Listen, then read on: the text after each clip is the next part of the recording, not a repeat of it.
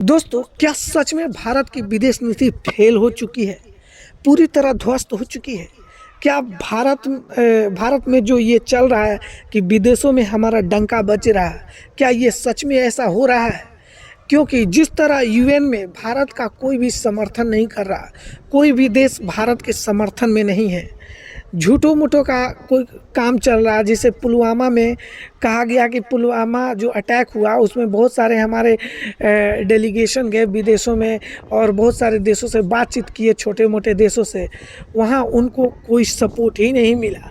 ये मैं नहीं कह रहा हूँ दोस्तों, ये बीजेपी के पूर्व विदेश मंत्री जसवंत सिन्हा ने कहा है।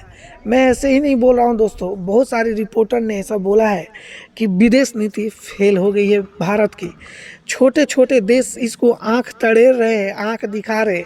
हमारी इकोनॉमिक्स, फोर्थ इकोनॉमिक्स कही जाने वाली लगातार गिर रही है। डॉलर के मुकाबले रुपया कमज़ोर हो रहा है और कह रहे हैं हम लोग कि विश्व गुरु है। हमारी बात कोई नहीं मानता।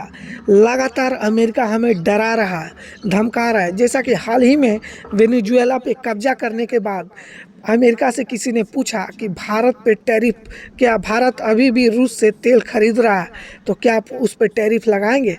तो उन्होंने कहा है, ट्रंप ने कहा है कि भारत अगर तेल खरीदना बंद नहीं किया तो उस पर हम और ज़्यादा टैरिफ लगाएंगे और मोदी हमें खुश करेंगे।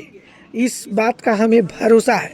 तो क्या मोदी जी ट्रंप के इशारों पे काम कर रहे हैं या मोदी जी इतने कमज़ोर साबित हो गए हैं कि उन्हें कुछ भी नहीं बोल रहे, कोई भी कॉन्फ्रेंस नहीं कर पा रहे हैं मोदी जी?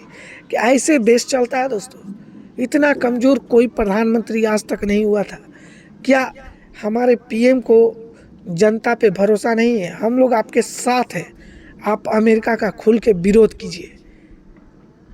आपका इस पे क्या विचार है दोस्तों कि हमारे मोदी जी सच में कमज़ोर है या उनकी एक कोई गहरी रणनीति या कुछ अलग ही पॉइंट चल रहा मन में कि हम किसी दिन अचानक हमला करेंगे?